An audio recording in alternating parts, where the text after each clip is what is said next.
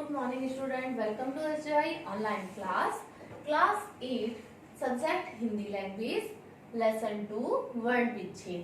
बच्चों, पिछले वीडियो में हमने पार्ट 2 वर्ण विच्छेद के अंतर्गत व्यंजन किसे कहते हैं तथा व्यंजन के कितने भेद होते हैं इन्हें पढ़ा व समझा। आज मैं आपको वर्ण विच्छेद के अंतर्गत जो व्यंजन मैंने पढ़ाए थे उसमें जो कुछ अन्य और विशेष व्यंजन हैं उनके बारे में समझाऊंगी। उससे पहले आप स्मरण करें कि व्यंजन क्या है। तो व्यंजन वे वर्ण हैं जो स्वरों की सहायता से बोले जाते हैं, उसे व्यंजन कहते हैं। और व्यंजन के 4 भेद बताए थे मैंने कल आपको, कौन कौन से? स्पर्श व्यंजन, अंतःस्थ व्यंजन, ऊष्म व्यंजन और उच्छिष्ट व्यंजन। स्पर्श व्यंजन की संख्या 25 होती है और 5 वर्ग होते हैं। प्रत्येक वर्ग में 5-5 वर्ण होते हैं। इसके बाद मैंने बताया था अंतःस्थ व्यंजन। अंतःस्थ व्यंजन की संख्या 4 होती है। कौन कौन से हैं वो वर्ण? या, रा, ला, वा। इसके बाद ऊष्म व्यंजन। ऊष्म व्यंजन की संख्या भी 4 होती है। श, श, सा, हा। इसके बाद है उच्छिष्ट व्यंजन। उच्छिष्ट व्यंजन की संख्या 2 होती है, डा और डा। ये उच्छिष्ट व्यंजन है। इसके बाद अब आप पढ़ेंगे कुछ अन्य विशेष व्यंजन। उन 4 व्यंजनों के अलावा जो अन्य विशेष व्यंजन हैं उन्हें आज आप पढ़ेंगे। संयुक्त व्यंजन, एक से अधिक व्यंजनों के मेल से बनने वाले व्यंजन संयुक्त व्यंजन कहलाते हैं। संयुक्त व्यंजन मुख्य रूप से 4 होते हैं। कौन कौन से? छ, त्र, ज्ञ, श्र। संयुक्त व्यंजन कौन कौन से हो गए? छ, त्र, ज्ञ और श्र। अब ये जो 4 संयुक्त व्यंजन है ये कैसे, किन वर्णों के योग से बनते हैं इन्हें देखिए। अर्ध व्यंजन, पूर्ण व्यंजन, संयुक्त व्यंजन और उसका उदाहरण। पहला वर्ण है का। अर्ध वर्ण है क्योंकि का के नीचे हलंत लगा हुआ है। आधा का और पूर्ण व्यंजन सा। तो अर्ध का और पूर्ण सा मिलकर के शब्द बना छा। उदाहरण रक्षा। दूसरा वर्ण है इसमें ता। अर्धता और पूर्ण रा। इसका संयुक्त व्यंजन बना त्रा। उदाहरण नेत्र। तीसरा शब्द है अर्ध व्यंजन में जा।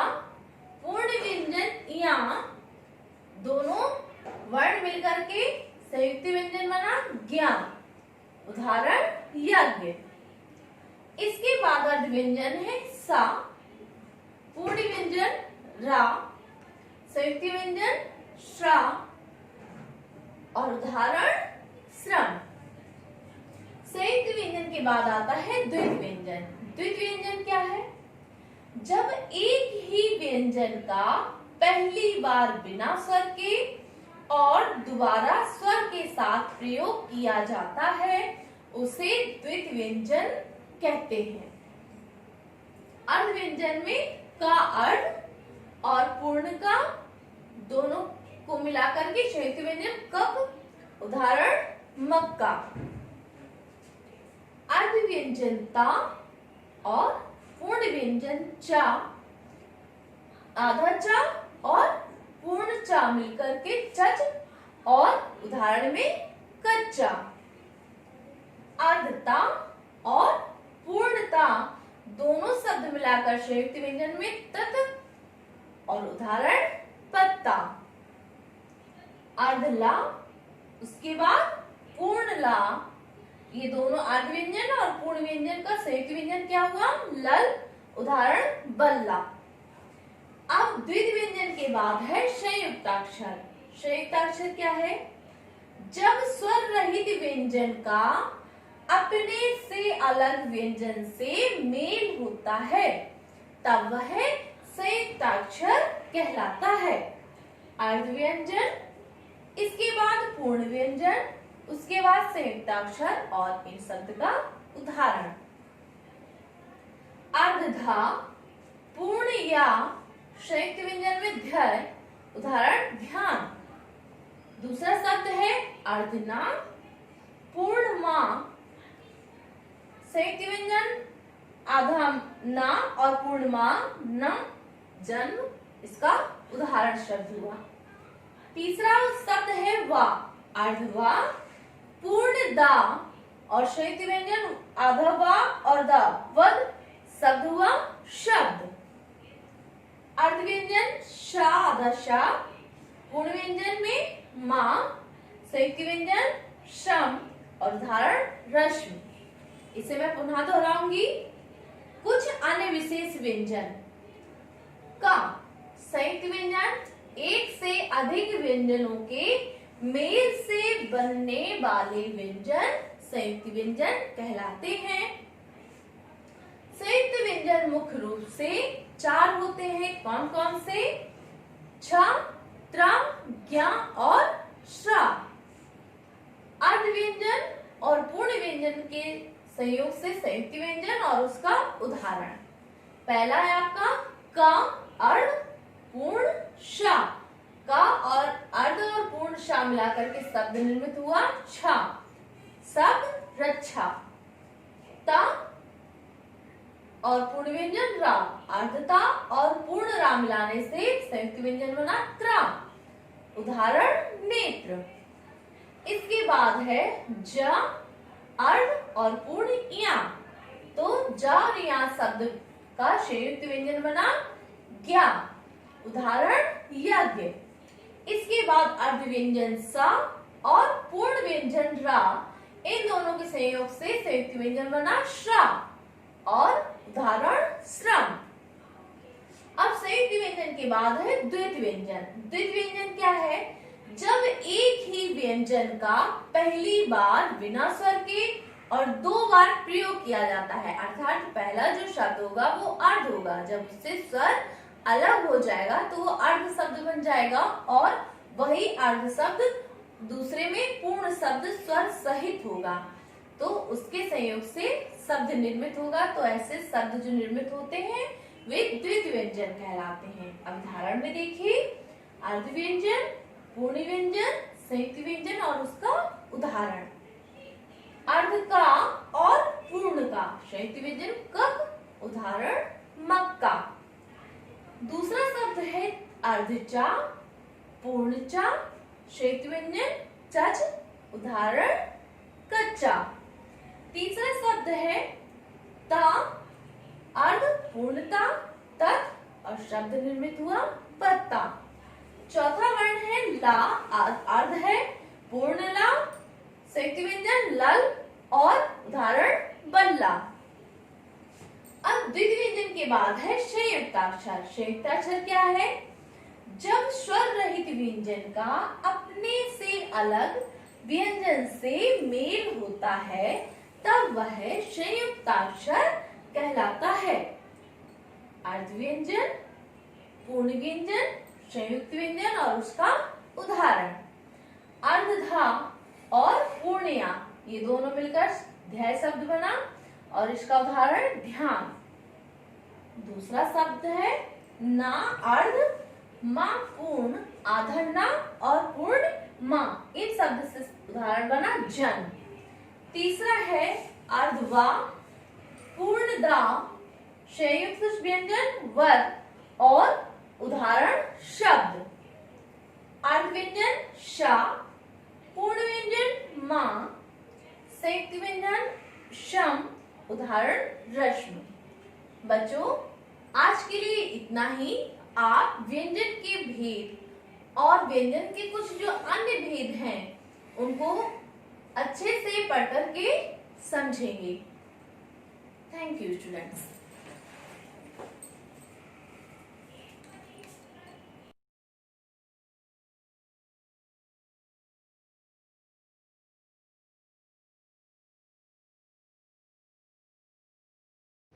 Good morning, student. Welcome to SGI online classes. In this video lecture class, we are going to complete our chapter, The Beauty of Difference. The story, as you know, the base is based on a little known character named Shirin. And she was a native, her native land was Tehran, and due to danger at that time Tehran was attacked by some country. So for purpose of safety, her parents sent her to her aunt's house that was in London. Now, as Shirin was brought up in Tehran, the different climate, the different culture, different dress and different food. That's why it was tough. It was very difficult for Shirin to make a setup in the conditions and climate of London. As she entered in the class at the first day, she was depressed because of seeing the students, other students who were not like him. And as a dress, she wore cadre, and other girls was laughing at her. All these things make Shirin very fed up. But meanwhile, a classmate of Shirin was also a stranger for Shirin, but he was very cool nature, and his name was Stephen. He came to nearest Shirin and made her console. For within a certain time, they make a strong friendship, and they shared emotions related with London and Tehran with each other. And they enjoyed the lunch break while playing and while making fun and while telling the stories related with her country and with his country. Okay, as it was a strange story for the students of London, telling about Tehran, how Tehran was attacked with the other country, and how she was going to afraid, Shirin was going to afraid, and she used to hide under the bed. Okay, now this is the last part of the story. We will continue. Shirin was going on telling the stories related with Tehran and her life. She told the students of London that of that particular college that when she heard the bombs dropping from the sky at night, रात के समय जब bombarding होने लगती थी, बम गिराए जाने लगते थे, बम्बार्डिंग होती थी आसमान से तेहरान पर, वो छुप करके डर के छुप जाती थी बेड के नीचे. And how she would visit her crazy uncle who lived in a big house on the beach. और बीच समुद्र का किनारा, जैसे नदी के किनारे को बैंक बोलते हैं, उसी तरह से जो समुद्र है, सी है, उसके जो एज या कतार को, किनारे को हम लोग बीच बोलते हैं. तो उनका तेहरान में उनके अंकल थे जो समुद्र के किनारे, जिनका बड़ा सा घर था, वहाँ पर वो चले जाते थे. वो अपने अंकल के नेचर को क्रेजी यानी बहुत उन्मादी या एक्साइटेड पर्सन बोलती है, which she went for holiday. कि जब हॉलीडेज होता था या इस तरह की कुछ हैपनिंग्स होती थी, तो वो अपने उस अंकल के घर चले जाते थे जो बाई नेचर थोड़े एसेंट्रिक के क्रेजी थे, और वहाँ पर वो अपनी हॉलीडेज और अपने वो पर्टिकुलर सेफ्टी पर्पज से जो पीरियड है वो बिताया करती थी. The children were amazed to hear such stories. As Shirin was going on describing the stories related with her native land Tehran, the students of that college in London were very crazy to listen all the stories and could not help asking lots of questions which Shirin was happy to answer. ये सारी चीज़ें सुनकर वो जो other students थे college के, वो बड़े ही एक्साइटेड थे कि जैसे वो इवेंट के बारे में सुनते थे, घटनाओं के बारे में सुनते थे, तो उनके मन में जो क्यूरियोसिटी होती थी, उत्सुकता होती थी, कुछ ढेर सारे क्वेश्चन उनके माइंड में जन्म लेते थे. वो सारे क्वेश्चन, मतलब उसकी स्टोरी सुन के वो सारे क्वेश्चन जो उनके माइंड में डाउट बन के क्रिएट होते थे, वो शिरीन से पूछते थे, और शिरीन भी बड़ी खुश होती थी उन सारे अमेजिंग क्वेश्चंस के आंसर देने के लिए. तो इस तरह से शिरीन जो है वो अपने न्यू फ्रेंड्स के संग अपना सेटअप बना रही थी और अच्छे से वो मिक्सअप हो रही थी, घुल मिल जा रही थी. अब वो जो डिफरेंस था वो उसके लिए उतना प्रॉब्लमेटिक नहीं रह गया था. In the end a teacher had to come out into the playground. जैसे ही, चूँकि बच्चे इतने ज़्यादा इन्वॉल्व थे शिरीन की तेहरान की स्टोरी सुनने में कि इंटरवल वाज ओवर, है ना, lunch break was over, yet they were listening the stories of Shirin, and they did not attend the class. तो चूंकि क्लास में नहीं पहुंचे इसलिए उनके टीचर को प्लेग्राउंड में आना पड़ा and all the children back to class. उसने ऑर्डर दिया that all the student lunch break is over and they have to return to their classes because they had not even noticed the bell ringing because they were having so much fun.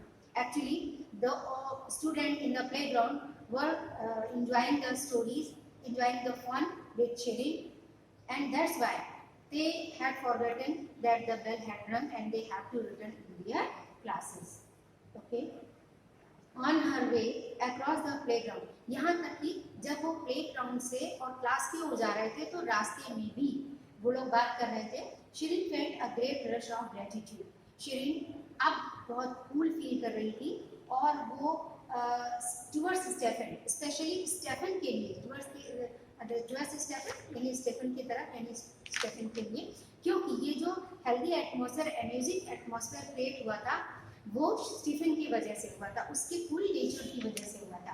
तो वो उसके लिए grateful feel कर रही थी कि अगर Stephen ने उसको कोऑपरेट ना किया होता, ऐसा एटमॉस्फेयर नहीं क्रिएट किया होता, तो that was not easy to make mix up with the other student of the college because he had shown her something very important.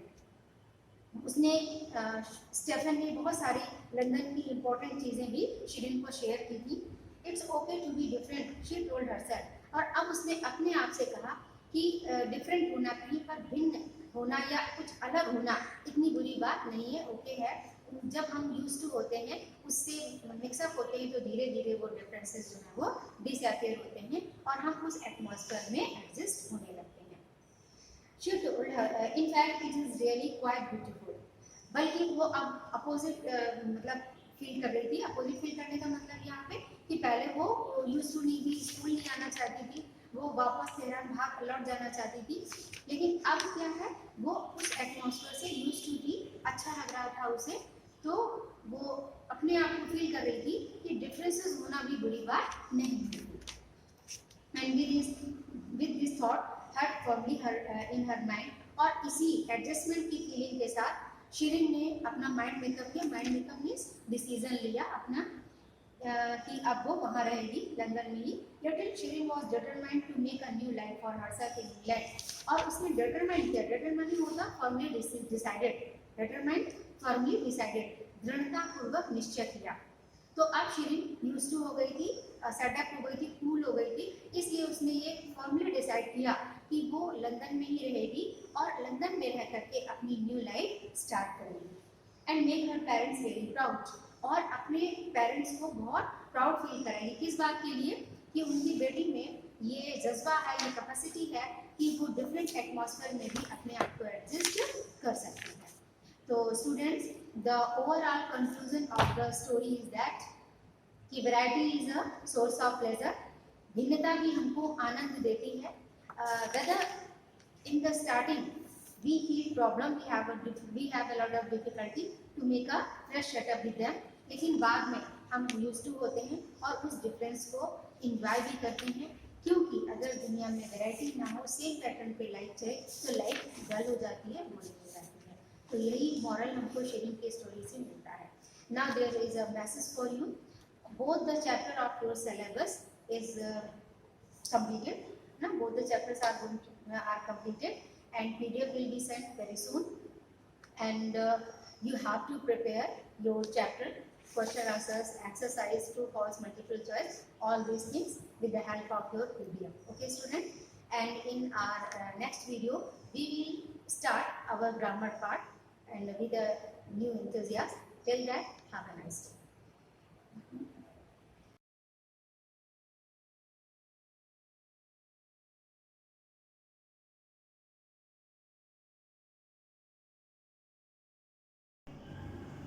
Myself Rakesh Kumar, guest teacher of Shirai Group of Institution. Math class में 8th class Hindi medium के बच्चों का स्वागत है। बच्चों, आपने पिछली class में एक्सरसाइज नंबर 1.5 के क्वेश्चन नंबर 3 तक अध्ययन कर लिया था। इस क्लास में क्वेश्चन नंबर 4 से अध्ययन करेंगे। तो क्वेश्चन नंबर 4 है 1,16,281 रूप में है का मान ज्ञात कीजिए तथा रूट 116.281 प्लस रूट 11.616281 का मूल्यांकन कीजिए। तो पहले तो है हमारे पास रूट 1,16,281 और फिर है इसकी वैल्यू फाइंड करनी है। इसकी वैल्यू फाइंड करने के बाद फिर आपको रूट 116.281 प्लस रूट 11.6281 का मान ज्ञात करना है। तो हमें सबसे पहले इस संख्या का वर्गमूल ज्ञात कर लेना चाहिए। वर्गमूल ज्ञात करने के लिए नीचे से 2 के जोड़े बनाते हैं। एक बार हम फिर और लिखते हैं 1 1 6 2 8 1। नीचे से 2 के जोड़े बनाएंगे। पहला जोड़ा हो गया आपका 11, तो 3 का 9, तो 3 लिख लेंगे और 3 का 3 में गुणा करके 9 लिख दिया। घटाएंगे 2 बच गया और 62 को उतार लेंगे, प्लस 3 कर लेंगे और यहाँ पर हो गया 6। अब 6 का भाग 26 में दे करके देखेंगे इसको बंद करके, तो 6 चौको 24, 4 बार गया तो 4 नीचे लिख लेंगे, 4 यहाँ भी लिख लेंगे। 4 का गुणा 64 में करके यहाँ लिखेंगे, तो 4 चौको 16, 4 छंग 24 और 1 25। फिर से घटाएंगे तो 12 में 6 कम करेंगे तो 6 बच गया और बस 6 बच गया, हाँ 6 बचे। और इधर बाहर प्लस 4 और कर लेंगे तो ये हो गया 68। नीचे वाले जोड़े को भी यहाँ उतार लेंगे 81। तो एक बार जाएगा, एक यहाँ भी लिख देंगे, एक यहाँ भी लिख देंगे और 681 लिख लेंगे। तो 1,16,281 का वर्गमूल आ गया 341। अब चूंकि इसमें जोड़े जो बनाएंगे वो अलग अलग होंगे तो इसका भी वर्गमूल निकालना होगा।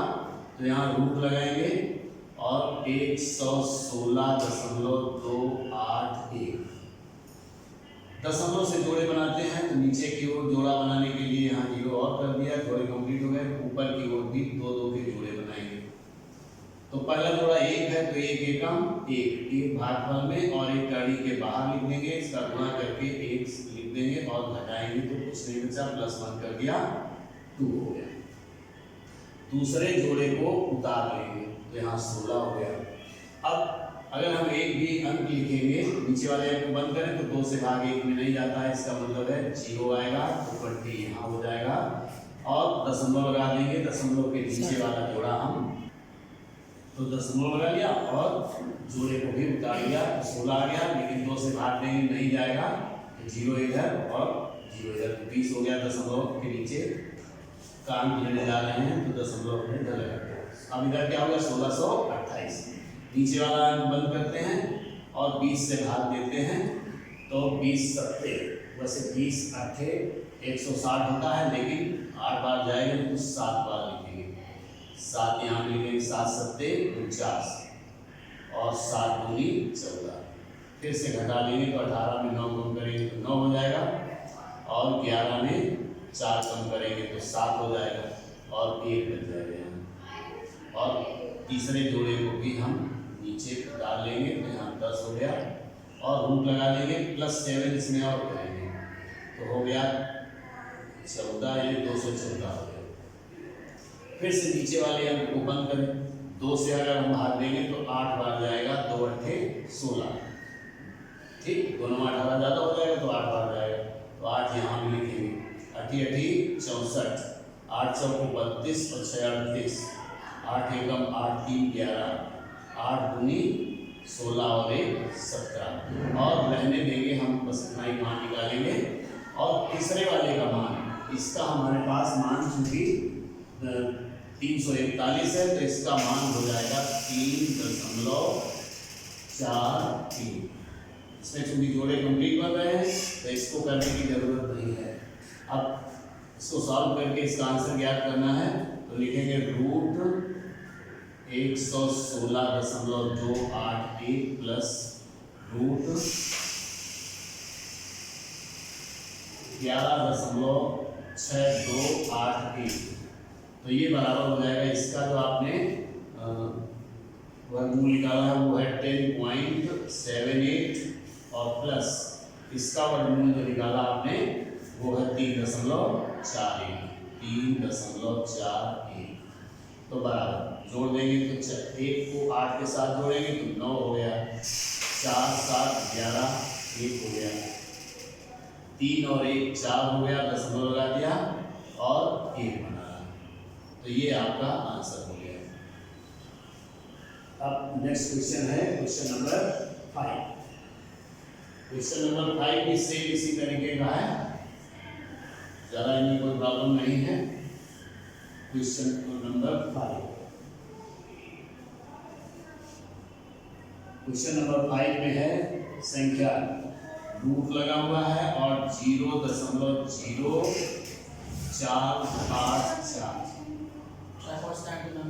और फिर है का मान ज्ञात कीजिए और इसकी सहायता से मान ज्ञात करें और इसकी सहायता से आपको मान क्या निकालना है, रूट 484 माइनस रूट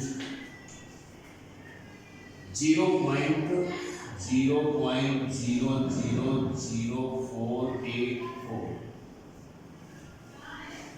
तो अब इसमें सबसे पहले तो हमको इसका वर्गमूल निकालना है और इसके वर्गमूल से इसका भी वर्गमूल आ जाएगा। तो पॉइंट से नीचे हम जोड़े बनाएंगे क्योंकि पॉइंट से ऊपर कोई नंबर नहीं है। तो पहला जोड़ा हो गया 4, तो 2 दूनी 4, पहले पॉइंट लगा लेंगे 0.2 दूनी 4, 2 का 2 से गुणा करके 4 लिख देंगे और प्लस 2 यहाँ और कर लेंगे तो ये हो गया 4 और अब घटाएंगे, कुछ नहीं बचा है, 84 को यहाँ नोट कर लेंगे। अब 4 का भाग नीचे वाले को बंद करके देंगे तो 4 दूनी 8 है, 2 बार जाएगा तो 2 यहाँ भी लिख लेंगे, 2 यहाँ भी लिख लेंगे, 2 का गुणा 42 में करके 84 में 84 सामने लिख लिया, यानी इसका वर्गमूल जो हुआ 0.22 हो गया।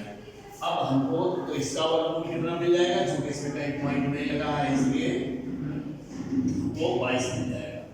और इसमें भी पेयर कंप्लीटली बन रहे हैं इस वाले में, तो इसका मान जो होगा ये तो 0.22 है तो ये हो जाएगा 22 माइनस, और इसमें क्या हो जाएगा, ये पॉइंट लगाएंगे, पहले 0 पॉइंट पेयर का 0 हो गया और इसका 2 हो गया और इसका 2 हो गया, यानी 22 माइनस 0.022 को सब्ट्रैक्ट करेंगे, सॉल्व कर लेंगे। तो 10 में से 2 घटाएंगे तो 8 बच जाएगा और 9 में से 2 घटाएंगे तो 7 बच जाएगा, 9 में 0 घटाएंगे तो 9 बचेगा, पॉइंट लगा देंगे, यहाँ पर 1 रह जाएगा और 2 रह जाएगा, तो ये आपको आंसर प्राप्त हो गया। इसी प्रकार से क्वेश्चन नंबर 6, क्वेश्चन नंबर 6 में है आपका 6, क्वेश्चन नंबर 6 है यदि किसी वर्गाकार खेत का क्षेत्रफल, तो ये लिया क्षेत्रफल बराबर है 40 सही 2865 बटे 529,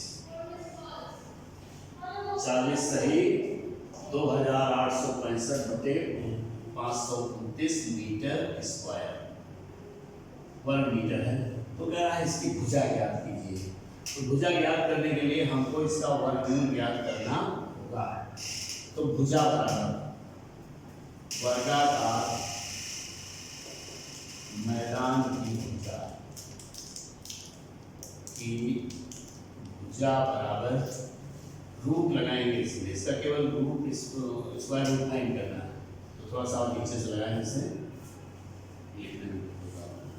तो 529 का गुणा 40 से करेंगे तो कितना हो जाएगा, तो 40 से करेंगे तो 21,160, यानी 21,160 और प्लस 200 2865, बटे 529।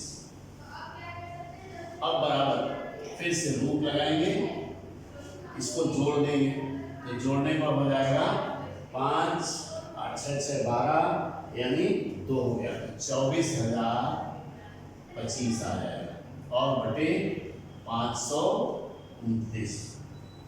529 तो हमें मालूम है ये 23 का स्क्वायर है, लेकिन 24,025 का आपको वर्गमूल निकालना होगा। तो 24,025 का वर्गमूल निकालने के लिए दो दो के जोड़े बनाएंगे। पहला जोड़ा 1 है तो 1 एकम 1 को भागफल में और करनी के बाद भी 1 लिख लेंगे और 1 का गुणा 1 में करके 2 के सामने लिख देंगे, प्लस 1 और करेंगे तो यहाँ 2 हो जाएगा। घटाएंगे तो 1 बच गया और 40 को उतार लेंगे। नीचे वाले अंक को बंद करेंगे तो 6 बार जा सकता है, वैसे तो 7 बार जा रहा है लेकिन 6 बार देख लें तो 6 36 6 दूनी 12 3 15 ज्यादा हो जाएगा, 5 बार जाएगा तो 5 यहाँ भी लिख लेंगे। 5 का गुणा 25 में करके 25 पंचे 125 लिख देंगे। घटाएंगे तो 15 बच जाएगा।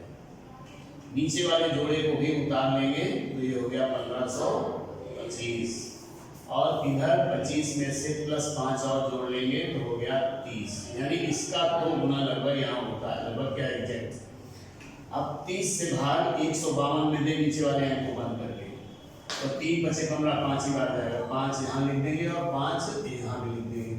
5 का गुना 5 में करके लिख देंगे तो 1525 ही आएगा और मालूम हो गया। तो अब यहाँ पर लिखेंगे फिर से रूट 24,025 बटे 529 बराबर, इसका मान तो न्यूमरेटर का यानी अंश का 155 आ गया और बटे 529 23 का वर्ग होता है तो इसलिए 23 आ गया। 23 का भाग 155 में देना है तो 23 का भाग 155 में देने पर 23 छक्का 23 एकम 23 और 23 छक्का 12 और 1 13 138 हो गया, यानी 6 या 23 का भाग दे ही दीजिए, 23 भाग 155 तो 23 छक्का 3 6 18 और 6 दूनी 12 और 1 13। घटाएंगे 15 में 8 गया 7 और 14 में से 1 7 हो गया, दशमलव लगाया 0 बढ़ा दिया 170 हो गया। अभी 7 बार जाएंगे क्योंकि 6 बार तो इतना था, 7 तिरका 21 और 7 दूनी 14 और 2 16। घटाएंगे तो 9 बच गया। ऑलरेडी पॉइंट लगा है इसलिए हम 0 यहाँ बढ़ा लेंगे तो 23 यहाँ 3 बार जाएगा तो 3 तिरका 9 और 3 दूनी 6 तो 1 बचा और यहाँ 2 बचे। 0 लगा दें 1 बढ़ा दें, वैसे अगर चाहें तो आप यहीं तक रखें और नहीं तो 0 बढ़ा दें, 0 हमने बढ़ा दिया तो 210 हो गया। अब ये 9 टाइम्स लगभग होगा, 9 यहाँ लिख दें और बराबर इसका मान कितना आ गया हमसे 6.739 मीटर, यानी वर्गाकार मैदान की भुजा हमसे मिल गया। वर्गाकार मैदान की भुजा बराबर 6.739 मीटर होगी। तो इस प्रकार से आपका एक्सरसाइज नंबर 1 भी कंप्लीट हो गया। तो बच्चे इस क्लास में यहीं तक और चैप्टर भी आपका ये फिनिश हो गया, आगे नेक्स्ट क्लास में देखेंगे।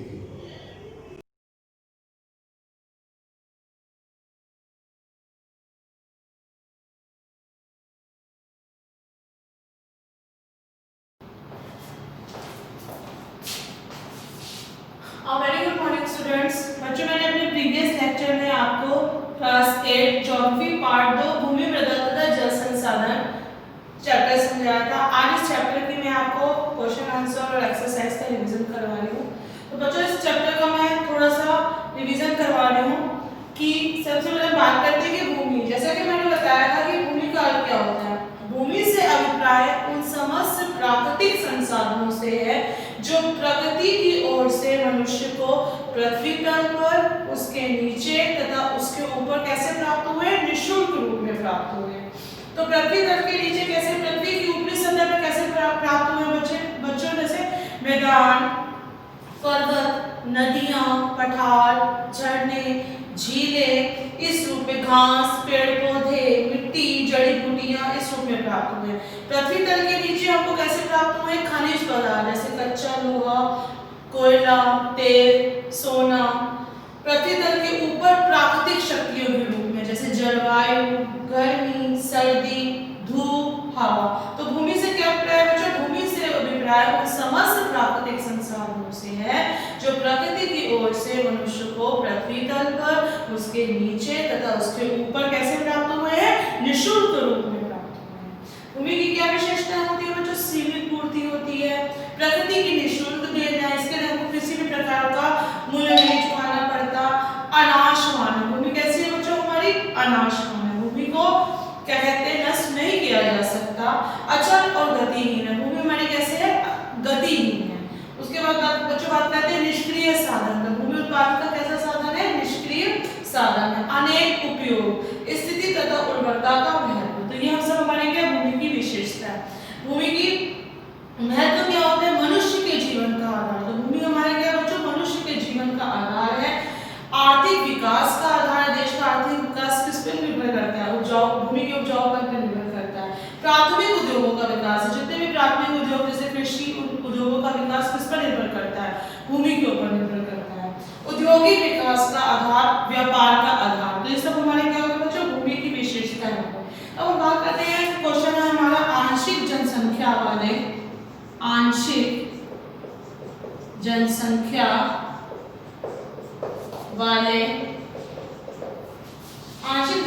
वाले क्षेत्र को परिभाषित करिए। क्षेत्र को परिभाषित कीजिए। आंशिक जनसंख्या वाले क्षेत्र को परिभाषित कीजिए।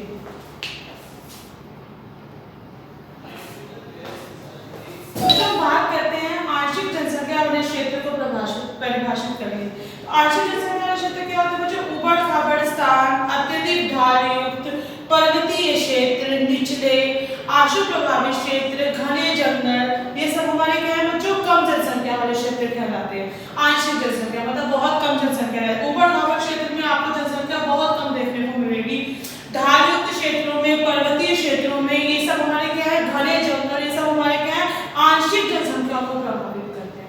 बहुत कम जनसंख्या यहाँ पाई जाती है। उसके बाद हम बच्चों बात करते हैं नेक्स्ट क्वेश्चन के बारे में, घनी आबादी वाले क्षेत्र को परिभाषित कीजिए। घनी जनसंख्या वाले क्षेत्र को परिभाषित कीजिए। घनी जनसंख्या वाले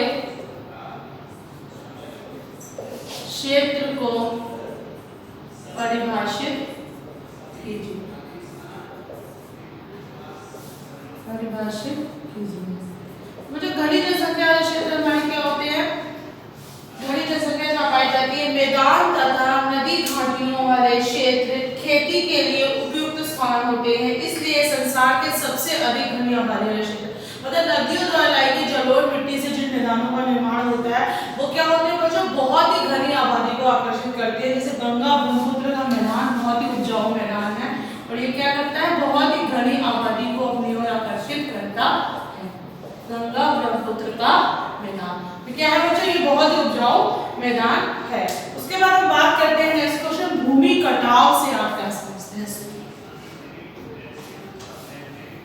भूमि कटाव, तो जैसे बच्चों हम बात करने जाते हैं, कटाव का शाब्दिक अर्थ होता है, जैसे मैंने बताया था आपको, उतार फेंकना। क्या होता है? कटाव का शाब्दिक अर्थ होता है बच्चों उतार फेंकना। जब हवा चलती है तो ये धूल तथा मिट्टी के कणों को क्या करती है? अपने साथ उड़ाकर ले जाती है।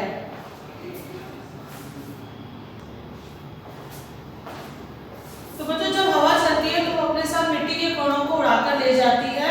तो मिट्टी की ऊपरी परत का हवा या जल के द्वारा हट जाना ही क्या कहलाता है बच्चों? कटाव कहलाता है।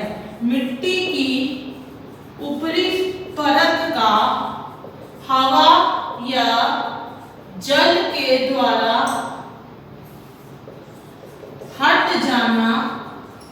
या कट जाना ही क्या कहलाता है बच्चों? कटाव कहलाता है। कटाव कहलाता है। तो एक बार भूमि की ऊपरी परत, जैसे मैंने बताया था कि भूमि की ऊपरी परत में बहुत ही तत्व पाए जाते हैं, ह्यूमस पाए जाते हैं और भी तत्व पाए जाते हैं। तो भूमि की ऊपरी परत क्या होती है बच्चों? बहुत ही उपजाऊ होती है। लेकिन भूमि कटाव के कारण क्या हो जाता है कि भूमि की ऊपरी परत नष्ट हो जाने से वहां पे किसी भी प्रकार की वनस्पति पैदा होना असंभव हो जाता है। तो इसी कारण मिट्टी के अपरदन को क्या कहा जाता है? भूमि कटाव को क्या कहा जाता है बच्चों? रेंगती हुई मृत्यु कहा जाता है। रेंगती हुई मृत्यु कहा जाता है। क्यों रेंगती हुई मृत्यु कहा जाता है? क्योंकि भूमि कटाव के कारण क्या हो जाता है? मिट्टी की जो ऊपरी परत होती है, जो कि बहुत उपजाऊ होती है, जिसमें बहुत पौष्टिक तत्व होते हैं, ह्यूमस पाए जाते हैं, तो वो क्या होता है? नष्ट हो जाती है, जिससे उसमें वहां पे वनस्पति को पैदा करना असंभव हो जाता है। मिट्टी की ऊपरी परत में ही हमारे ह्यूमस, मिनरल और लवण आदि पाए जाते हैं। ह्यूमस, मिनरल और लवण आदि पाए जाते हैं जो पौधों की वृद्धि के लिए बहुत ही आवश्यक होते हैं। इसी कारण भूमि कटाव के कारण क्या हो जाता है बच्चों? ह्यूमस की हानि हो जाती है। ह्यूमस की हानि हो जाती है, जिससे कि मिट्टी की उर्वरता क्या हो जाती है? कम हो जाती है। इसीलिए भूमि कटाव को क्या कहा जाता है बच्चों? रेंगती हुई मृत्यु कहा जाता है। नाउ नेक्स्ट हम बात करते हैं क्वेश्चन डिस्कस ऑफ आंसर करने जा रहे हैं। नेक्स्ट क्वेश्चन, भारत में पाई जाने वाली मिट्टियों के प्रकार बताइए। भारत में पाई जाने वाली मिट्टियों के प्रकार बताइए। जैसे मैंने आपको बताया था कि भारत में कितने प्रकार की मिट्टियां पाई जाती हैं? भारत में 6 प्रकार की मिट्टियां पाई जाती हैं। कौन कौन सी मिट्टी पाई जाती है बच्चों? जैसे कि मैंने आप लोगों को बताया था, सबसे पहले मिट्टी होती है आलूवाई मिट्टी या जलोढ़ मिट्टी।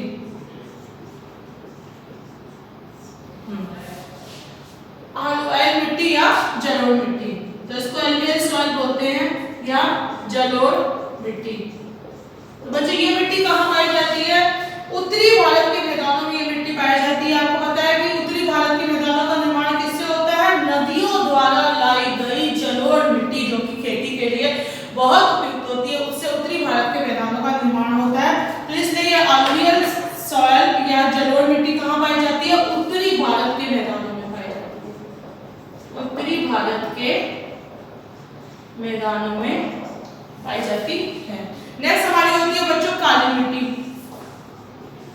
काली मिट्टी या रेगुल मिट्टी, इसको काली मिट्टी भी बोलते हैं या रेगुल मिट्टी भी बोलते हैं या इसको कपास की मिट्टी भी बोलते हैं। क्यों कपास की मिट्टी बोला जाता है? क्योंकि ये मिट्टी कपास के उत्पादन के लिए बहुत ही उपयुक्त होती है। और ये कहाँ पाई जाती है? तलछटी प्रदेशों में पाई जाती है। कहाँ पाई जाती है बच्चों? ये तलछटी प्रदेशों में पाई जाती है। नेक्स्ट मिट्टी हमारी आती है बच्चों लाल मिट्टी। लाल मिट्टी, तो लाल मिट्टी कहाँ पाई जाती है? पेनिनसुलर भारत में पाई जाती है, प्रायद्वीपीय भारत में पाई जाती है।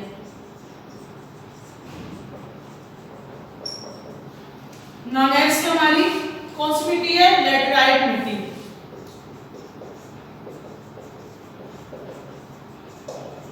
लेटराइट मिट्टी, तो बच्चों लेटराइट मिट्टी हमारी पाई जाती है पूर्वी घाटों में तथा उन ऊपरी मैदानों में जहां अत्यधिक वर्षा होती है, वहां पाई जाती है। तो ये कहां पाई जाती है बच्चों? पूर्वी घाटों में, पूर्वी घाटों या उन मैदानों में जहां बहुत ही ज्यादा वर्षा होती है, वहां ये मिट्टी पाई जाती है। नेक्स्ट मिट्टी आती है बच्चों हमारी पर्वतीय मिट्टी। पर्वतीय मिट्टी, पर्वतीय मिट्टी हमारी जंगलों से ढके पर्वतीय प्रदेशों में पाई जाती है। ये कहां पाई जाती है बच्चों? जंगलों से ढके पर्वतीय प्रदेशों में ये मिट्टी पाई जाती है। नाउ नेक्स्ट है हमारी नेक्स्ट मिट्टी है हमारी मरुस्थलीय मिट्टी या रेतीली मिट्टी। रेतीली मिट्टी, तो बच्चों रेतीली मिट्टी कहां पाई जाती है? गर्म तथा अर्ध शुष्क प्रदेशों में पाई जाती है। गर्म तथा अर्ध शुष्क प्रदेशों में पाई जाती है। तो ये हमारी मिट्टियों के प्रकार है। एल्यूवियल लाल मिट्टी, लैटेराइट मिट्टी, पर्वतीय मिट्टी और रेतीली मिट्टी। जैसे मिट्टियां भारत में 6 प्रकार की मिट्टियां पाई जाती हैं।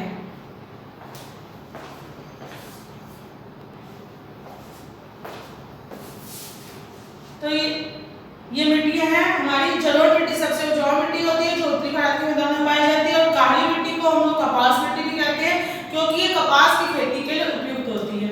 Now that's all for today. I will continue this chapter in my next video.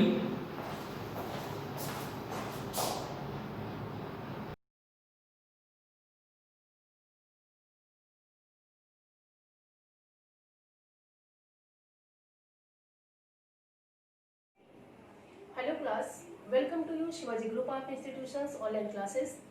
Students, मैं आपको चैप्टर सेकेंड भारत के वायसराय के बारे में पढ़ा चुकी हूँ। इससे पहले मैंने आपको चैप्टर फर्स्ट में भारत के गवर्नर जनरल के बारे में डिस्कस किया था। आज मैं आपको भारत के वायसराय कौन थे या भारत में वायसराय की स्टार्टिंग कब हुई। तो हम ये मानते हैं कि ब्रिटिशर्स को भारत में स्टार्ट होने में लगभग 100 वर्ष का समय लगा था। यानी ब्रिटिशर्स को भारत में अपना शासन जमाने के लिए 100 वर्ष का समय लगा, जिसमें हम ये सबसे पहले बात करते हैं भारत के वायसराय लॉर्ड कैनिंग 1858 से 62 ईस्वी तक थे। लॉर्ड कैनिंग क्या थे? भारत के प्रथम वायसराय तथा भारत के अंतिम गवर्नर जनरल थे। माने भारत के अंतिम गवर्नर जनरल तथा प्रथम वायसराय के रूप में लॉर्ड कैनिंग को जानते हैं। Doctrine of lapse Lord Curzon ने स्टार्ट किया था। तो मैं आपको प्रीवियस वीडियो के माध्यम से बता चुकी हूँ कि Lord Canning, Lord Elgin, Lord John Lawrence माने 3 भारत के गवर्नर जनरल के बारे में आप पढ़ चुके हैं। आज हम बात करते हैं लॉर्ड मेयो। लॉर्ड मेयो का जो शासनकाल था वो 1869 से 72 माने 1869 से 72 ईस्वी तक था। ये माना जाता है कि लॉर्ड मेयो ने काठियावाड़ में राजकोट कॉलेज तथा मेयो कॉलेज का उद्घाटन किया था। माने इन्होंने काठियावाड़ में राजकोट कॉलेज तथा मेयो कॉलेज का उद्घाटन किया था। ये मानते हैं कि पश्चिमी शिक्षा का आगमन अंग्रेजों के आने से पूरी तरह हो चुका था, क्योंकि इससे पहले हमारे इंडिया में स्कूल और कॉलेजों की कमी थी। बट अंग्रेजों के आने से यहाँ क्या था, माने कॉलेज और मोर देन स्कूल माने ज्यादा से ज्यादा स्कूलों की स्थापना हुई थी। भारतीय राजकुमारों के लिए अजमेर में प्राविधिक प्रशिक्षण केंद्र भी खोला गया था, क्योंकि इससे पहले माने सेना में भारत के जो भी राजकुमार थे या भारत के जो भी लोग थे उन्हें माने भर्ती होने के लिए बहुत ही कम मौके दिए जाते थे। परंतु इस लॉर्ड मेयो ने भारतीय लोगों के प्राविधिक प्रशिक्षण के लिए माने उन्हें प्राविधिक प्रशिक्षण दिया जाए, इसके लिए उसने एक केंद्र खोला था। भारत के सांख्यिकीय सर्वेक्षण की स्थापना की थी। माने लॉर्ड मेयो ने भारत में सांख्यिकीय सर्वेक्षण माने इससे पहले सर्वेक्षण जो होते थे उनका कोई माने नहीं होता था, परंतु लॉर्ड मेयो के समय काल में भारत के सांख्यिकीय सर्वेक्षण माने कि जो भी सर्वेक्षण हो उसका क्या हो, सांख्यिकीय मूल्यांकन हो, तो सांख्यिकीय सर्वेक्षण की स्थापना की थी। तथा अगले कई भी काम थे, जैसे राजकीय रेलवे का परिचय कराना। माने रेलवे का उद्घाटन पहले हो चुका था, परंतु राजकीय रेलवे का परिचय कराना माने लोगों को रेलवे से परिचय कराने का जो काम था वो लॉर्ड मेयो ने किया था। तथा हम ये कह सकते हैं कि भारत के धन का विकेंद्रीकरण की प्रक्रिया को प्रारंभ करना लॉर्ड मेयो ने किया था। कि धन का विकेंद्रीकरण किस प्रकार किया जाए या इस प्रक्रिया को किस प्रकार प्रारंभ किया जाए, लॉर्ड मेयो ने स्टार्ट किया था। नेक्स्ट भारत के गवर्नर जनरल लॉर्ड नॉर्थ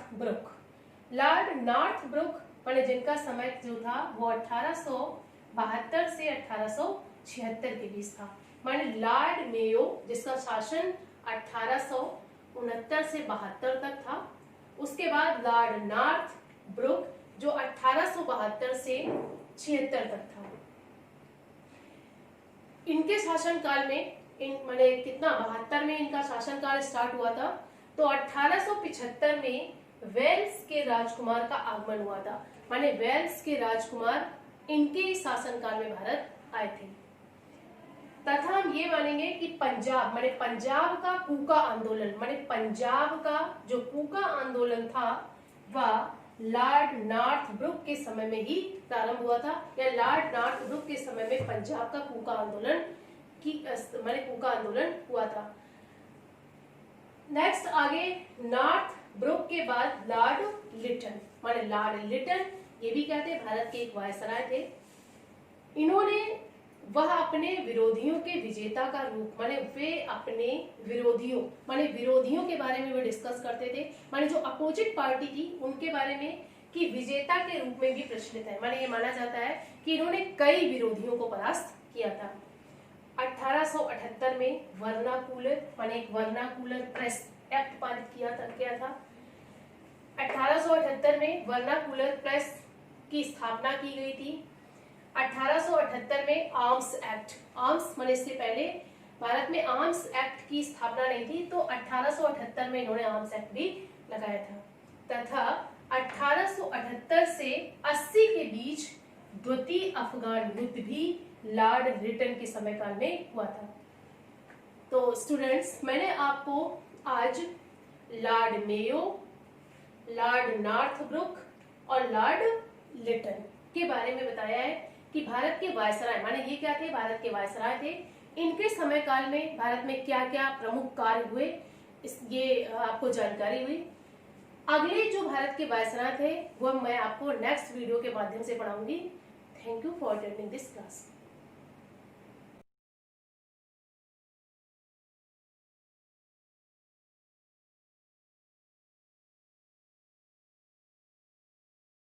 स्वागतम, मैं रेणुलता पांडे, संस्कृत शिक्षिका, शिवाजी ग्रुप ऑफ इंस्टीट्यूशंस।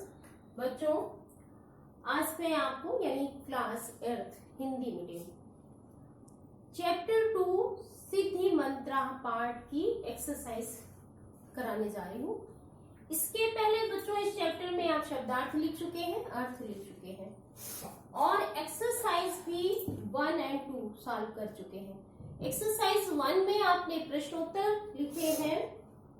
प्रश्नोत्तर आपने बुक में भी लिखे होंगे पेंसिल से, वो प्रश्नोत्तर आप अपनी नोटबुक में भी लिखेंगे, इस बात का ध्यान रखें। एक्सरसाइज नंबर 2 के बाद देखिए एक्सरसाइज नंबर 3 है बच्चों। निम्नलिखित शब्दों में संधि कीजिए। संधि और संधि विच्छेद क्या है? संधि का मतलब है जोड़।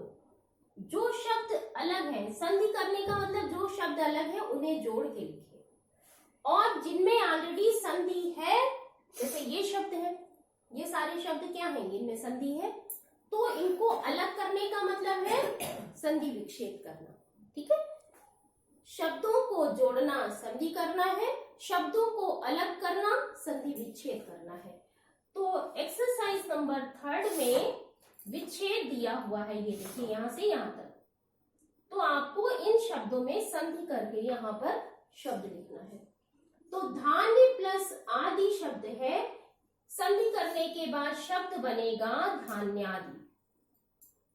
आ प्लस आ बराबर बड़ा आ होता है, ये दीर्घ संधि है। अत्र प्लस एव, अत्र में आ निकला, आ प्लस ए बराबर ए, ये वृद्धि संधि है, शब्द बना अत्र प्लस ए बराबर अत्र। यथा प्लस उक्तम, यथा में आ निकला, आ और इसमें उ, आ प्लस उ बराबर ओ हो जाता है, देखिए इसीलिए यहाँ पर ओ की मात्रा लगी संधि करने के बाद। शब्द बना यथोक्तम, ये गुण संधि है। महा प्लस आत्मा, आ प्लस आ बराबर बड़ा हो गया, ये दीर्घ संधि है, शब्द बना महात्मा। सूर्य प्लस उदयात, सूर्य में आ स्वर निकला, इसमें उ निकला, आ प्लस उ बराबर ओ, शब्द बन गया सूर्योदयात। तो इस तरह से बच्चों ये जो संधि विच्छेद दिए हुए थे, इन संधि करने के बाद ये शब्द बनेंगे। इसमें एक्सरसाइज में आपको संधि का नाम नहीं लिखना था, लेकिन मैं संधि का नाम भी आपको बता रही हूँ जिससे आप इसे भी समझते चले कि इन शब्दों में संधि कौन सी है। तो इस तरह से ये एक्सरसाइज नंबर 3 कंप्लीट हो गई है। अब आइए एक्सरसाइज नंबर 4 पर निम्नलिखित शब्दों में संधि कीजिए। जस्ट अपोजिट है, पहले संधि विच्छेद था तो आपने संधि की, अब संधि किए हुए शब्द आपके सामने हैं। केनापि, केनोपायेन, वर्षांते, पुष्टांगः, तस्यौ। ये जो भी शब्द है इनके संधि युक्त है, यानी संधि है इनमें। तो अब आपको करना क्या है, इन शब्दों को विच्छेद करना है, यानी शब्द को अलग करके लिखना है कि इस एक शब्द में कौन कौन से शब्द जुड़े हुए हैं, उन शब्दों को आप अलग करेंगे। तो केनापि, केनापि का संधि विच्छेद होगा केन प्लस अपि। अब देखिए इसमें आ स्वर निकला, इसमें आ प्लस आ बराबर बड़ा, तो बड़ा यानी समान स्वर किसमें होते हैं, दीर्घ संधि में। तो बच्चों केनापि में कौन सी संधि है, दीर्घ संधि। अब आइए नेक्स्ट केनोपायेन, इसका विच्छेद होगा केन प्लस उपायेन। अब देखिए आ प्लस उ बराबर ओ होता है, इसलिए देखिए यहाँ पर संधि करने के बाद ओ की मात्रा लग गई। ये कौन सी संधि है, गुण संधि। केनो पायेन का विच्छेद हो जाएगा केन प्लस उपायेन। वर्षांते, वर्ष प्लस अंते। वर्ष में आ निकला, इसमें आ प्लस आ बराबर बड़ा, वर्षांते हुआ। पुष्टांगा, ये भी दीर्घ संधि है, पुष्ट प्लस अंगा, आ प्लस आ बराबर बड़ा। तस्यैव, तस्य प्लस एव, आ प्लस ए बराबर ए होता है बच्चों, ये वृद्धि संधि है। तो इस तरह से ये एक्सरसाइज जो है आप अपनी बुक में पेंसिल से फिल करें, उसे समझें, अपना वर्क कंप्लीट करें। धन्यवाद, आपका दिन मंगलमय हो।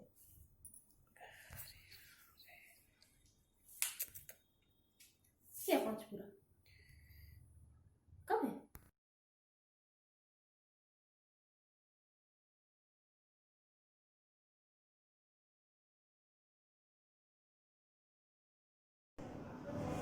Myself Rakesh Kumar, science teacher of Shivaji Group of Institution. Science class में 8th क्लास हिंदी मीडियम के बच्चों का स्वागत है। तो बच्चों,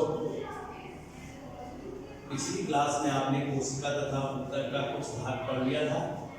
आज पिछली क्लास में ही हमने जंतु कोशिका के बारे में बताया है, उसका डिटेल आज इस प्रकार से है।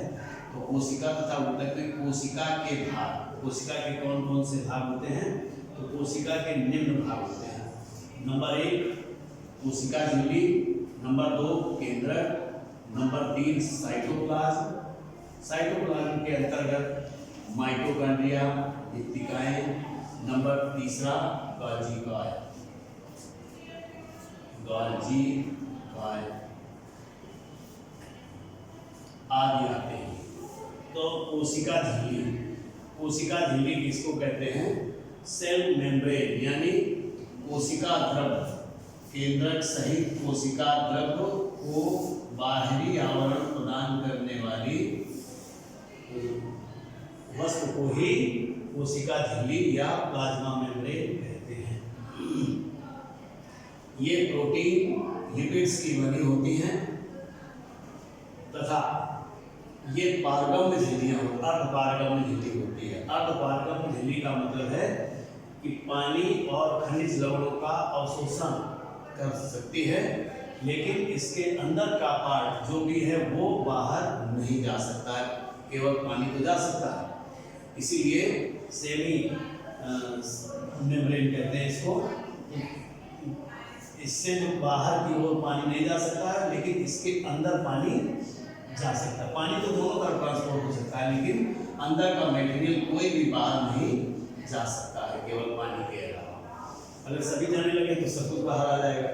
ये इस प्रकार से होता है, जैसे आपने देखा होगा किशमिश, किशमिश सभी ने खाई होगी। अगर किशमिश को हम दूध में डाल दें तो 3-4 घंटे के बाद किशमिश एकदम वो फूल जाता है। तो क्या हो गया उसमें किशमिश में, चूंकि किशमिश के अंदर जो द्रव भरा हुआ था वो गाढ़ा था और बाहर का द्रव हल्का था, डाइल्यूट था, जिसके कारण बाहर से पानी अंदर की ओर गया और ये तब तक पारगमन झिल्ली द्वारा अंदर जाता रहता है जब तक दोनों की कंसंट्रेशन समान नहीं हो जाती है। अब उस फूले हुए किशमिश को अगर हम किसी गाढ़े नमक के घोल में डाल दें, यानी एक गिलास में थोड़ा सा पानी लीजिए, करीब 20 ml 25 ml, और उसमें 1 चम्मच नमक डाल के घोल लीजिए और इसके बाद उसको डाल दीजिए। तो चूंकि नमक का घोल गाढ़ा हो गया, जिसके कारण अब अगर उसमें किशमिश डालते हैं तो 2 घंटे में ही वो किशमिश फिर से पिचक जाएगा। क्यों ऐसा हो गया? क्योंकि पानी किशमिश के अंदर से बाहर वाला घोल गाढ़ा था, इसलिए बाहर की ओर आ गया। तो कोशिका झिल्ली का काम पानी को अंदर लेना या आवश्यकता से अधिक पानी को बाहर निकालना होता है। 70% वाटर, यानी पानी का प्रतिशत जो होता है वो कोशिका के अंदर 70% होता है। अब आता है इसके अंतर्गत केंद्रक। केंद्रक कोशिका का एक भाग है और ये लगभग कोशिका के मध्य भाग में ही पाया जाता है। केंद्रक संतति के गुण या माता पिता के गुणों को संतति तक पहुंचाने का काम केंद्रक करता है। केंद्रक के अंदर ही एक केंद्रिका होती है छोटी सी, और क्रोमैटिन धागे होते हैं ऐसे, इस तरीके से। इन क्रोमैटिन धागों में एक पॉइंट लाइक स्ट्रक्चर्स होती हैं जिनको राइबोसोम्स कहते हैं, यानी डीएनए और आरएनए यही पाया जाता है। इस प्रकार से ये जो स्ट्रक्चर्स दिखाई देती हैं वो डीएनए या आरएनए की हैं, क्रोमोसोम्स। तो क्रोमोसोम का काम भी आप समझ गए कि ये माता पिता के गुणों को संतति में ले जाने का काम करते हैं। और केंद्रक इस कोशिका की सभी इकाइयों एक्टिविटीज का नियमन करता है, यानी कंट्रोल करता है। Number 3 cytoplasm.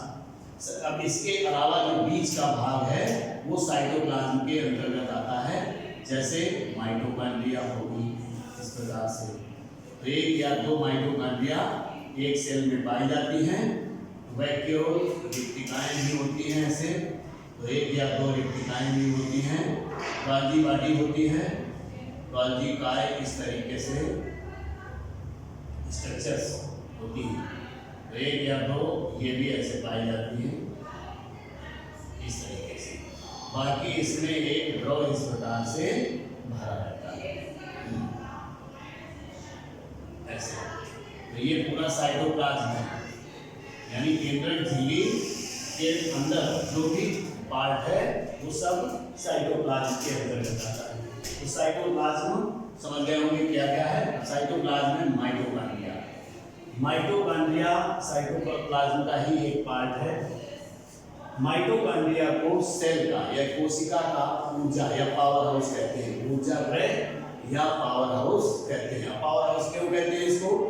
पावर हाउस का मतलब है कि ये जो भी एनर्जी देती है माइटोकॉन्ड्रिया कोशिका को, केवल माइटोकॉन्ड्रिया ही ऊर्जा दे सकती है और इसमें कोई ऊर्जा देने वाला पार्ट नहीं है। तो ऊर्जा कैसे मिल रही है?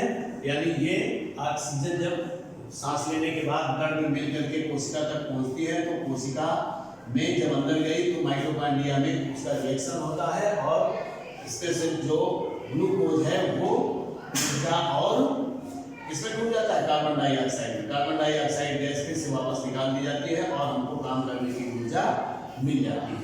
इसी प्रकार से रिक्तिकाओं का काम क्या है? रिक्तिकाएं ट्रांसपोर्टर है, यानी सफाई कर्मी मान लिया।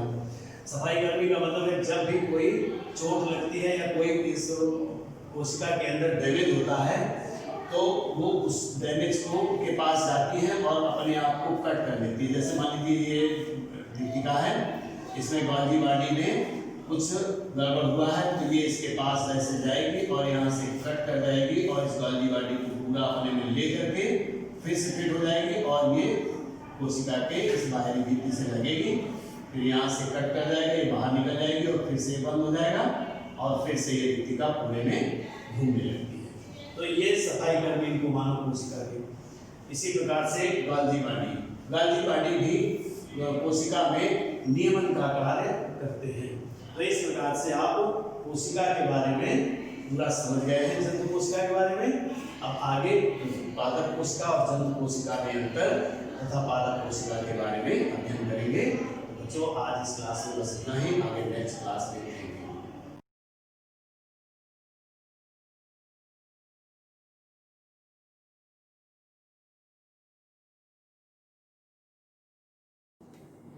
Good morning students. बच्चों क्लास 8th H में ये कंप्यूटर सब्जेक्ट की क्लास है, चैप्टर नंबर 2। आज से हम लोग एक नया चैप्टर स्टार्ट करेंगे, चैप्टर नंबर 2 कंप्यूटर की संरचना यानी कि स्ट्रक्चर ऑफ कंप्यूटर।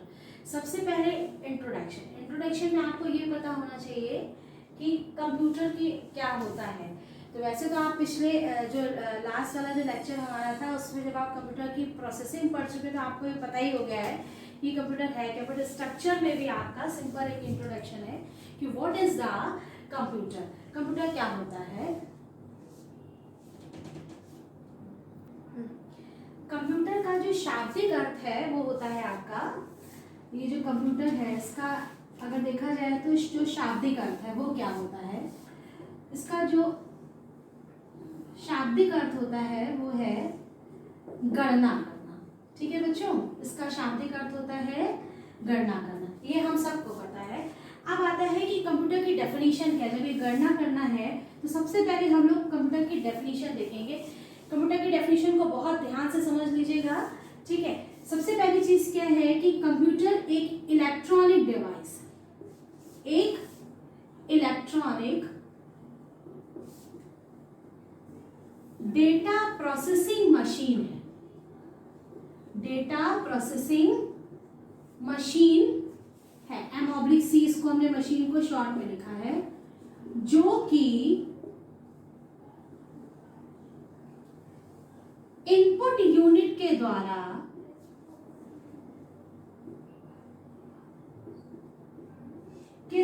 डेटा को ग्रहण करता है।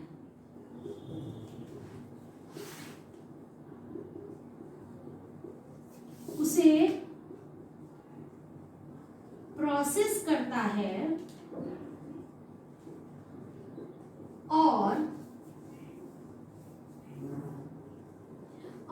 आउटपुट यूनिट के द्वारा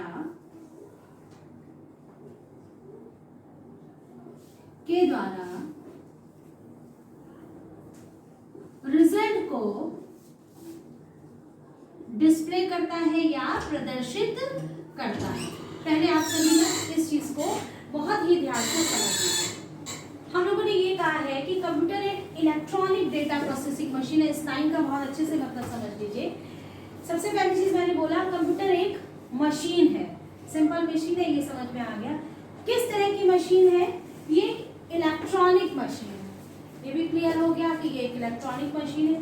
डेटा प्रोसेसिंग क्यों कह रहे हैं हम लोग इसको कि कंप्यूटर में जो भी चीज हम लोग दे रहे हैं कंप्यूटर की लैंग्वेज में, हाँ, उसको डेटा कहते हैं। सपोज अगर हमने उसको नंबर्स दिए हैं, हमने उसको अल्फाबेट यानी कि अक्षर दिए हैं, कोई वीडियो इसमें फीड कर रहे हैं, कोई पिक्चर दे रहे हैं, यानी कि जो कुछ भी देते हैं हम लोग, जो कुछ भी उसमें एंटर करा रहे हैं वो कंप्यूटर की लैंग्वेज में वो डेटा ही होता है। ठीक है, तो उस पर वो कार्य करता है, इसलिए इसको हम लोग कहते हैं डेटा प्रोसेसिंग, यानी कि डेटा पर कार्य कर रहा है।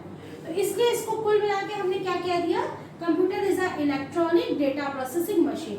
अब ये काम कैसे करता है? ये क्या करता है कि कीबोर्ड के द्वारा डेटा आपका इनपुट डिवाइस के द्वारा, यानी कि अगर देखा जाए तो जो कंप्यूटर की जो ब्लॉक डायग्राम बनता है उसमें आपका ये इस तरह से होगा।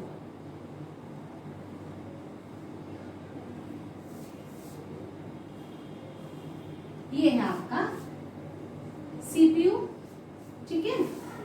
यहाँ पे आपका इनपुट यूनिट होता है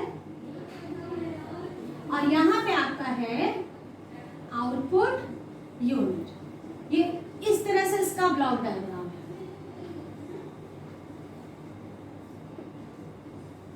ये तो पहली चीज क्या हो गई कि कंप्यूटर क्या करता है, इनपुट यूनिट का मतलब हो गया आपका कीबोर्ड के द्वारा वो डेटा लेता है। आपने कंप्यूटर सबने देखा है, तो एक आपने देखा होगा एक आयताकार ब्लैक कलर का बड़ा सा बॉक्स होता है जिसको हम लोग कहते हैं CPU।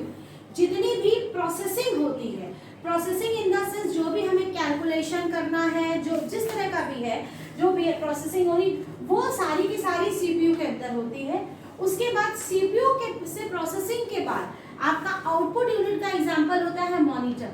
जो भी आपका रिजल्ट आता है वो मॉनिटर के द्वारा ही डिस्प्ले होता है। अगर आपके पास मॉनिटर नहीं है तो वो रिजल्ट कहाँ डिस्प्ले करेगा, ठीक है। तो यानी कि जो रिजल्ट है वो आपका मॉनिटर डिस्प्ले होता है। उसके बाद ये मेमोरी क्या करती है, कंप्यूटर में CPU में ही मेमोरी भी होती है। मेमोरी का काम क्या होता है, इसमें देखिए यहाँ इनपुट यूनिट से एरो हमने CPU की तरफ बनाई कि CPU से कीबोर्ड में कोई चीज वापस नहीं आती है। आप जो भी डेटा देते हो वो CPU में जाता है। CPU से आउटपुट यूनिट में आपका आएगा, जो भी मॉनिटर में है वो इधर नहीं आया, तो एरो जो है वो वन डायरेक्शन में। लेकिन मेमोरी में जो है वो आपका बाई डायरेक्शनल है। बाई डायरेक्शनल का मतलब कि जिसमें कि आपका दोनों तरफ से एरो बना है, इसको हम लोग बाई डायरेक्शनल कहते हैं। यानी कि कोई चीज हमने मेमोरी में जो डेटा हमारा जो भी प्रोसेसिंग हो रहा है उसको हमने मेमोरी में स्टोर भी किया है, और जब हमें जरूरत हुई तो वो मेमोरी से उठ के आउटपुट यूनिट के द्वारा डिस्प्ले भी हो रहा है। तो इतना मेरे ख्याल से सबको आज इससे क्लियर हो गया होगा कि इनपुट यूनिट क्या होता है, CPU क्या है, ये आपका। तो ये तो सिंपल एक इंट्रोडक्शन हो गया। अब हम लोगों को जो पढ़ना है आज से कि पहला आपका इनपुट यूनिट क्या होता है, ठीक है। इनपुट यूनिट आपका क्या होता है,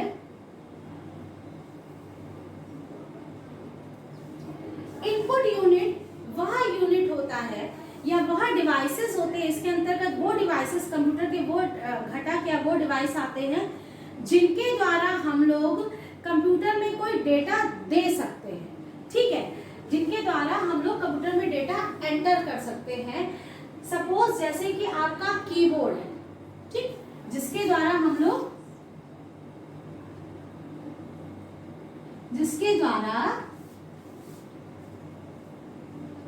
कंप्यूटर में डेटा जो है वो एंटर कराते हैं। आपके में बुक में हिंदी में लिखा है प्रविष्ट कराते हैं, एंटर कराते हैं, ठीक है। तो वो आपका इनपुट यूनिट कहलाता है। इनपुट यूनिट के एग्जांपल मैं आपको बता दे रही हूँ। सबसे पहले तो आपका कीबोर्ड है। कीबोर्ड तो सबसे प्रचलित आपका इनपुट डिवाइस है, जिसमें हम लोग जो इसको यूनिट कह दो, डिवाइस कर लो, ये एक ही चीज है। उसके बाद आपका अगर देखा जाए माइक से भी हम लोग क्या करते हैं, बोलने का हमारी वॉइस जो है माइक के द्वारा ही तो जाती है, ठीक है। तो आपका माइक भी जो है वो अगर देखा जाए तो वो आपका क्या है, माइक भी आपका इनपुट डिवाइस ही होता है, ठीक है। उसके अलावा आपका है माउस आपका इनपुट डिवाइस है, क्योंकि जब विंडोज में हम लोग यूज करते हैं तो माउस के द्वारा ही सेलेक्ट करते हैं, क्लिक करते हैं, ठीक। तो माउस भी आपका इनपुट डिवाइस है। उसके अलावा आपका आता है, चौथा आता है स्कैनर। स्कैनर आपका इनपुट डिवाइस है। फिर ऐसे ही आपका MICR, OCR, इस तरह से आपके बहुत सारे एग्जांपल्स जो है वो आपके हैं।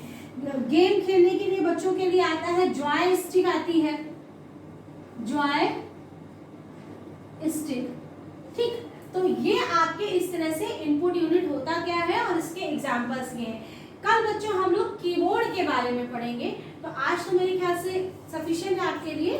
ओके, कल की क्लास में हम लोग जो है कीबोर्ड के बारे में पढ़ेंगे। Thank you, have a nice day.